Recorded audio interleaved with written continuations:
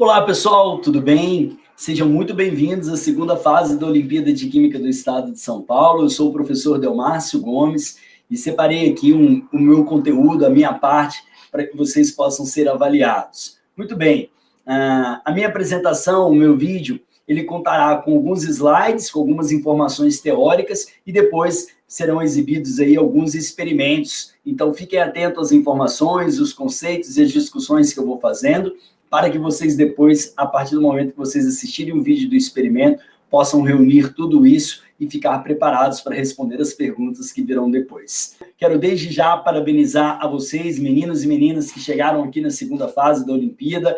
É extremamente importante que vocês continuem engajados nos estudos, se desafiando, buscando novas oportunidades e, sem dúvida, a Olimpíada é um ótimo caminho para vocês exercitarem o seu conhecimento e se desafiarem. Então, boa sorte a todos, sejam muito bem-vindos. Muito bem, atualmente eu trabalho no Instituto de Química da USP, sou professor contratado desde 2017 e também sou professor na Universidade Presbiteriana Mackenzie. Eu coordeno o projeto Ensinando, que é um projeto de ensino e divulgação científica da nanotecnologia. Então, antes da gente ir para a parte conceitual e depois discutir os experimentos, deixa eu só apresentar um pouquinho o projeto Ensinando para vocês. Atualmente, o projeto Ensinando já conta com mais de 2.000 alunos atendidos nos nossos cursos presenciais. Nós agora estamos entrando numa fase digital, com o lançamento de novos conteúdos a partir de setembro, e por isso eu quero convidar vocês a seguir o projeto Ensinando nas redes sociais. Nós estamos lá no Facebook, no Instagram e também no YouTube. Vocês vão poder acompanhar de perto uma série de novos conteúdos que serão lançados e ficaria extremamente feliz de tê-los aqui junto comigo. Lá no YouTube vocês vão encontrar palestras, vídeos, alguns experimentos já divulgados por lá, algumas inserções, mas os experimentos que nós vamos mostrar aqui são inéditos e feitos aqui exclusivamente para a Olimpíada de Química do Estado de São Paulo. Tenho certeza absoluta que vocês vão encontrar bastante informação e bastante conteúdo em nosso canal no YouTube, então se inscrevam lá e acompanhem de perto os diversos conteúdos que já estão lá e que serão lançados. O meu encontro com a nanotecnologia foi lá em 2010, quando eu ingressei no doutorado aqui no Instituto de Química da USP, sob a orientação do professor Henrique Thoma, o meu mestre, a minha referência. E aí, quando aconteceu em 2016, nós lançamos o primeiro livro, intitulado Nanotecnologia Experimental, que esse livro foi reconhecido e foi agraciado com o primeiro lugar no Prêmio Jabuti em 2017, na categoria Engenharias e Tecnologias. O Prêmio Jabuti, para quem não sabe, é o prêmio literário mais importante do Brasil. Nós ficamos extremamente felizes com esse reconhecimento e isso nos motivou ainda mais a lançar novos materiais didáticos e o mais recente é a cartilha educativa Nanotecnologia para Todos. O professor Thoma e eu, nós escrevemos esse e-book. Esse e-book foi patrocinado pelo Banco Santander e apoiado pela Pró-Reitoria de Cultura e Extensão da USP. É um material didático gratuito, disponível na versão digital. Mais de 1.000 exemplares impressos foram distribuídos para as escolas públicas do estado de São Paulo. Como vocês podem ver aí, dando um spoiler, é um material didático muito bem ilustrado, numa linguagem acessível, divertido. Então, tenho certeza que vocês vão gostar muito. Acredito que algumas pessoas que, de repente, possam estar aqui participando dessa segunda fase já devam ter encontrado esse e-book, essa cartilha, e devem ter lido ela. Se você ainda não leu, eu te convido, porque o material é realmente extremamente incrível e eu gosto demais da possibilidade, da forma como ele foi construído. Muito bem.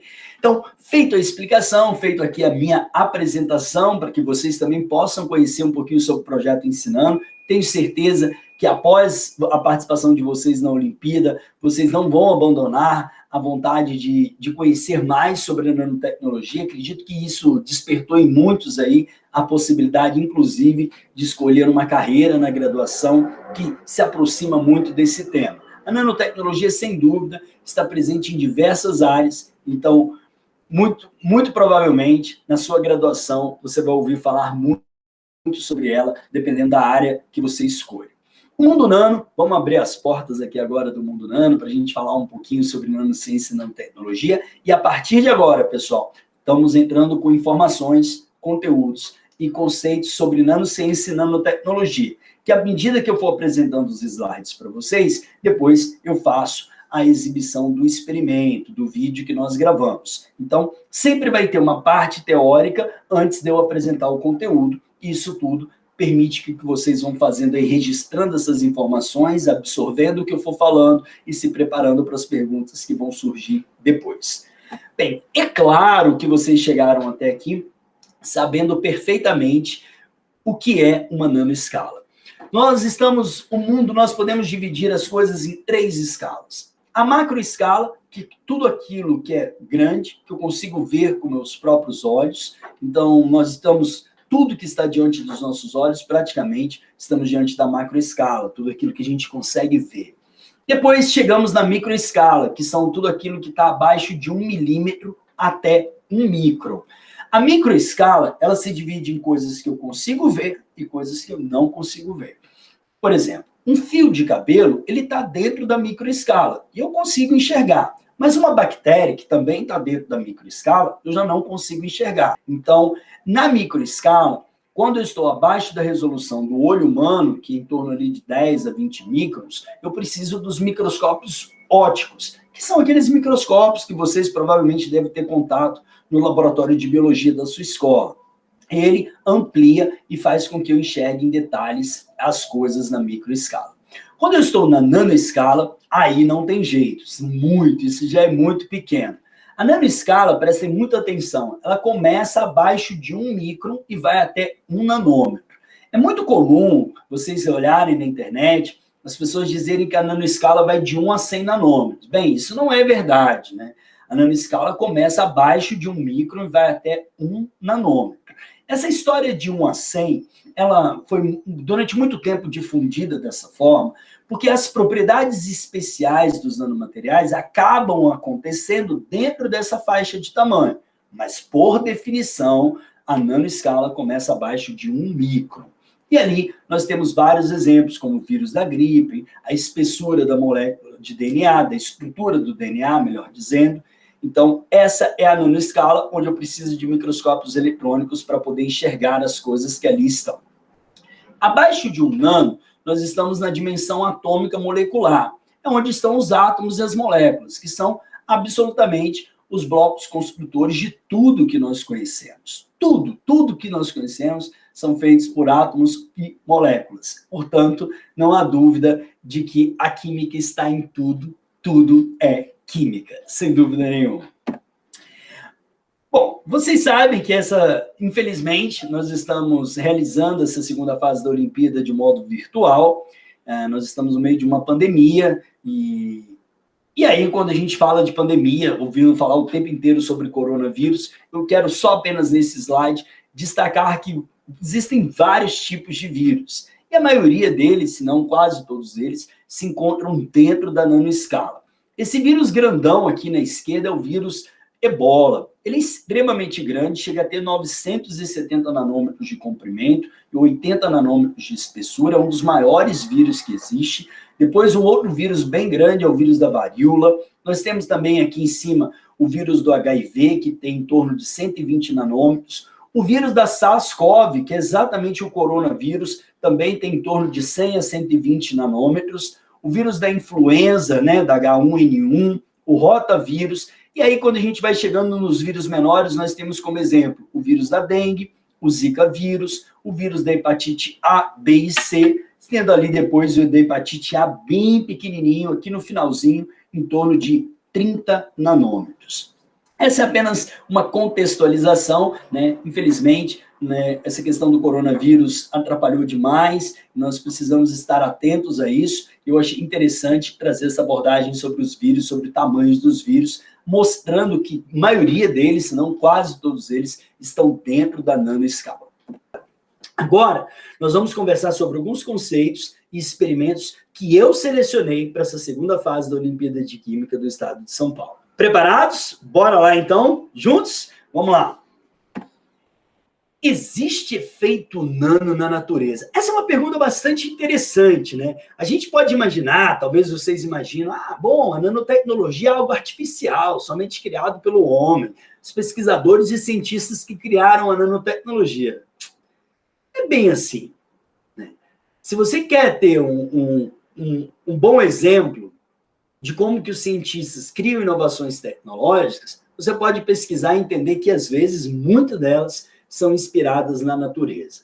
É claro que existem diversos efeitos na natureza. Até por conta disso, convido vocês depois, quem ainda não baixou e não leu a cartilha, o nosso e-book, lá tem explicado uma série de exemplos. A pele do tubarão, a lagartixa gecko, os casos dos peixes e árvores com a sua capacidade de migração, de geolocalização. Temos também o caso mais recente do camaleão. Mas o efeito nano na natureza que eu trouxe aqui para falar está relacionado com as borboletas. Na verdade, não são com todas as borboletas. Existem dois tipos de cores que surgem nas asas da borboleta. As cores chamadas de cor comum ou pigmentada e a cor estrutural ou iridescente.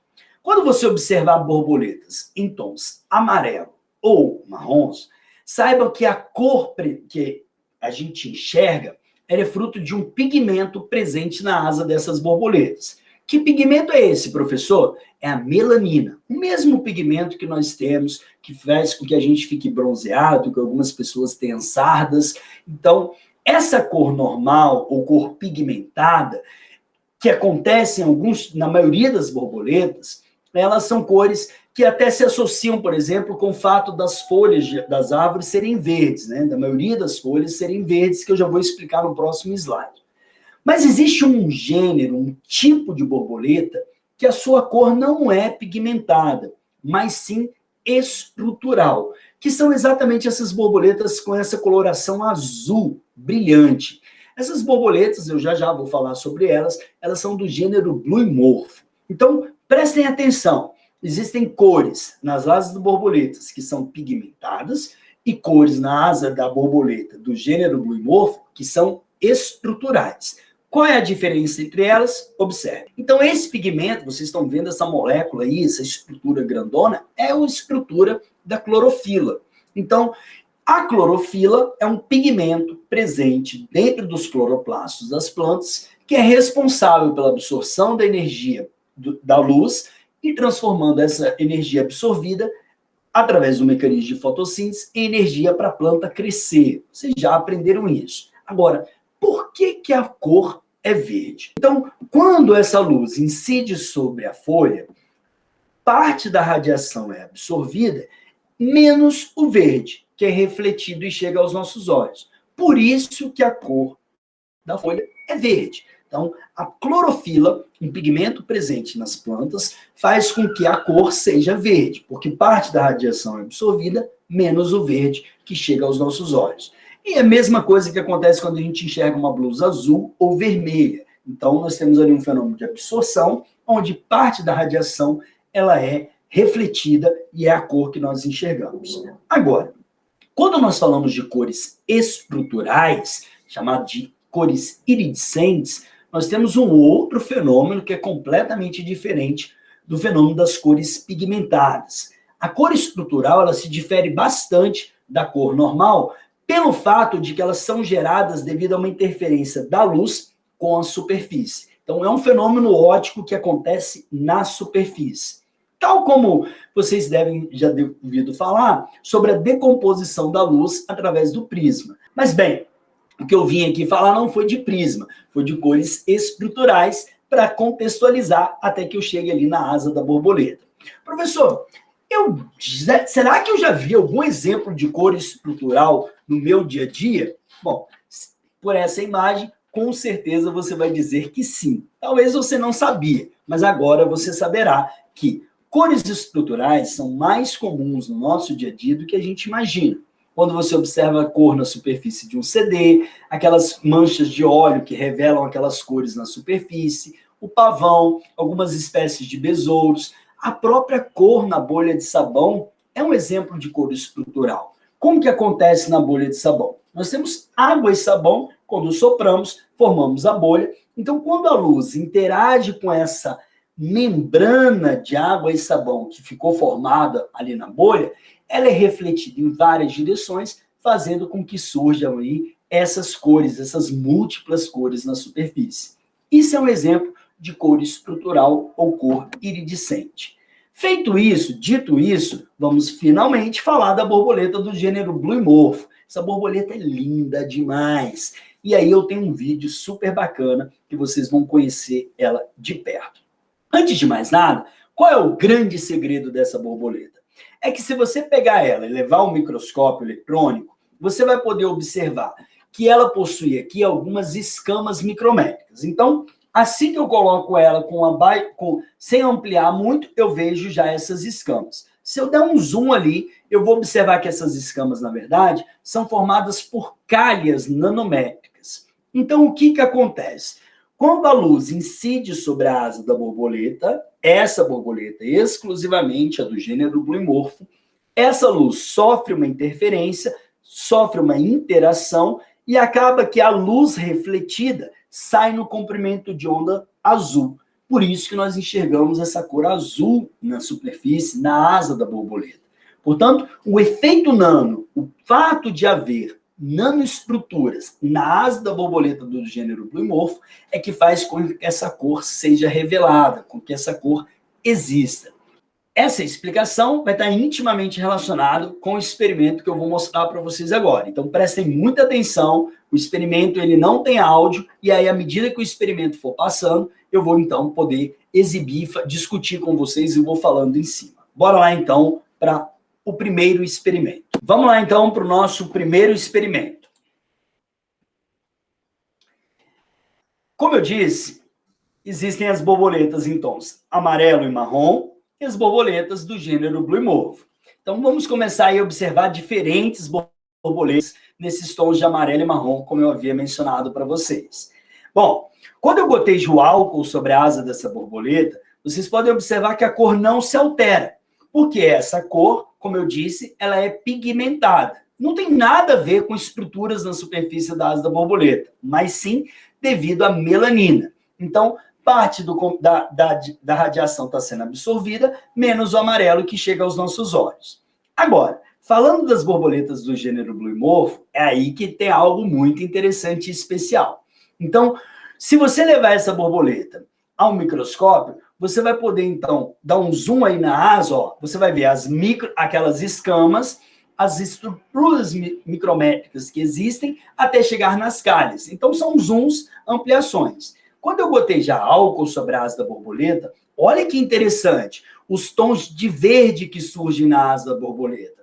Essa cor, ela é momentânea, porque depois que o álcool evapora, observe que o azul retorna. Esse é o ponto-chave, que depois vocês terão que responder algumas perguntas sobre isso. Então, existe uma diferença bem específica entre cor pigmentada e cor estrutural. Maravilha, legal, né? Então, vocês perceberam que nesse primeiro experimento, eu gotejei álcool sobre a asa de uma borboleta amarela e nada aconteceu, e eu gotejei álcool sobre a asa da borboleta do gênero bluimorfo. E aí a cor na superfície da asa se alterou. Depois que o solvente evaporou, a cor voltou ao normal. Então, existe ali uma diferença entre cor pigmentada e cor estrutural. Vamos agora continuar com o nosso conteúdo, onde eu vou falar agora sobre o grafeno. Bora lá, então, falar sobre o grafeno. Antes disso, eu tenho uma introduçãozinha para fazer para vocês.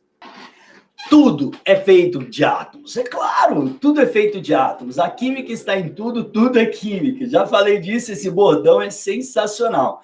Vocês lá na escola provavelmente já ouviram a história do grafite e do diamante. O grafite e o diamante são estruturas alotrópicas. O que são estruturas alotrópicas? Possuem a mesma composição química, são feitos absolutamente por átomos de carbono, mas possuem estruturas, arranjos diferentes. Isso faz com que o material seja completamente diferente do outro, graças a essa diferença que tem na estrutura entre as duas espécies, entre o diamante e o grafite.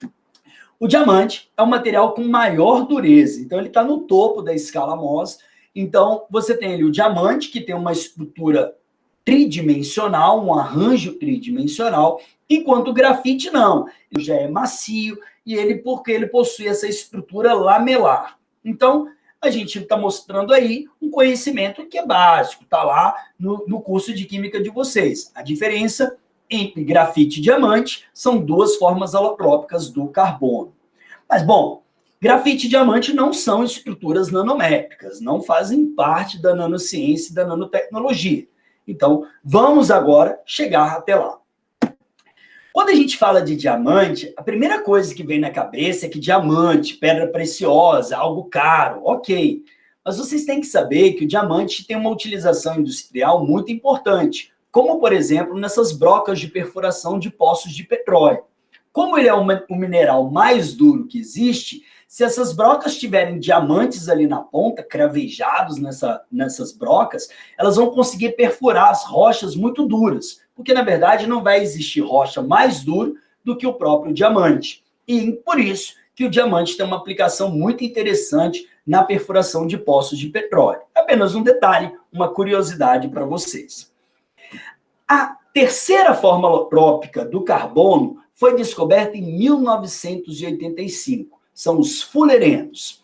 O fullereno mais famoso é o C60, ou seja, uma estrutura com 60 átomos de carbono. Essa nova forma alotrópica, ela foi descoberta no século XX, então rendeu aos cientistas que a descobriram o Nobel de Química em 1996.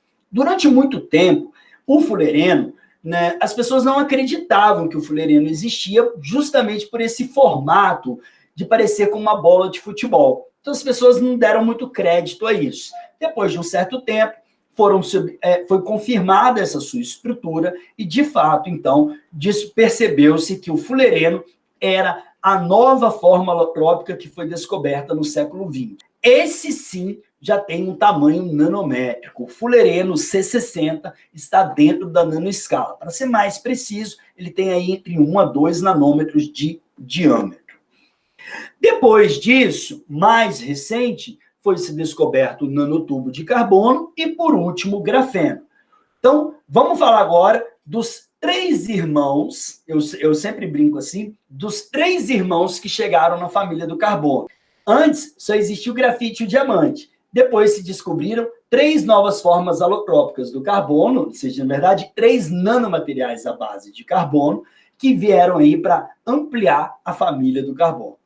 E são eles, o grafeno, o fullereno e o nanotubo. O que a gente precisa, então, destacar é o diamante, um arranjo tridimensional, o grafite, uma estrutura lamelar empacotada, uma única camada do grafite nós temos o grafeno. Se eu imaginar o grafeno, a folha de grafeno sendo enrolado, eu tenho o nanotubo e depois eu teria o fullereno. Então, essa imagem mostra as nanoestruturas à base de carbono.